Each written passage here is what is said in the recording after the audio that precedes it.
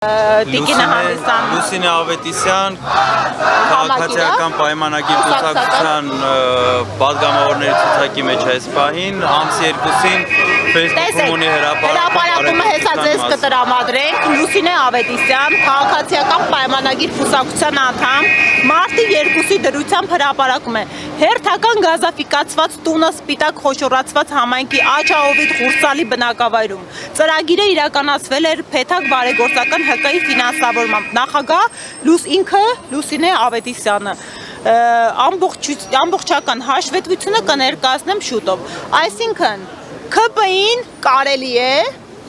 բացահայտ բարեգործություն, մենք լրացուցիչ ցանկ ենք ներկայացնելու, ժողովուրդ ջան, նենց չի մենք չենք հետևում, չենք արձանագրում։ Ես խորհուրդ կտամ մի հատ անկախ ամուսնալուծության հանգամանքից իմ քայլը հիմնադրամի գործունեությանը հետևեք,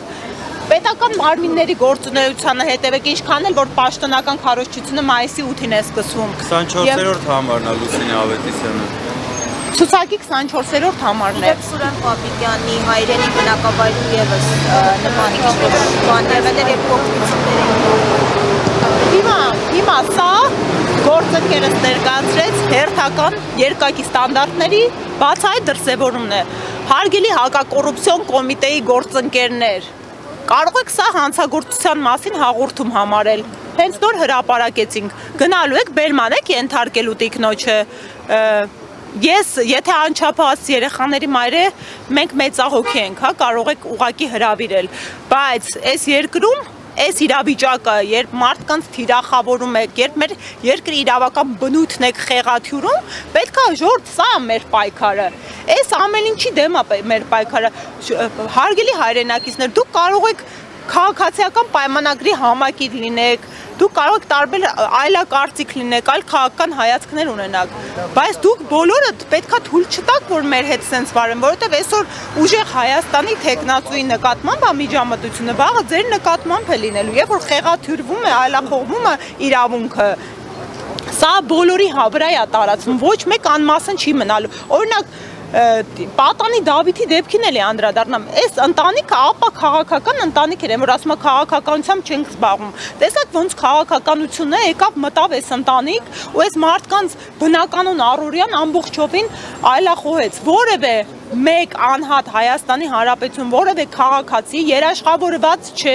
որ այս հետապնդումները, միջամտությունները ու երկակի ստանդարտները իր նկատմամբ չեն կիրառվելու։ Մեր պայքարը իրավական պետություն ունենալն է, որտեղ իրավունքը գերակայում է, եւ այո, այդ ուժեղ Հայաստանը կայանալու է, ժողովուրդ ջան, օգտվեմ առիթից,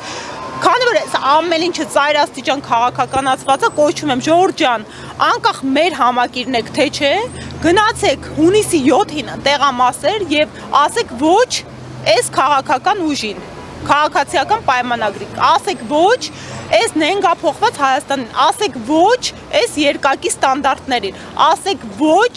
մեր այս անվտանգային համակարգը չեղարկած իշխանությանը, ասեք ոչ մեր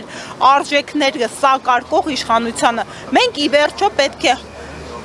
թիկունքներս ուղենք ու նորմալ երկրում արժանապատիվ կարողանանք ապրել։ Շնորհակալ եմ։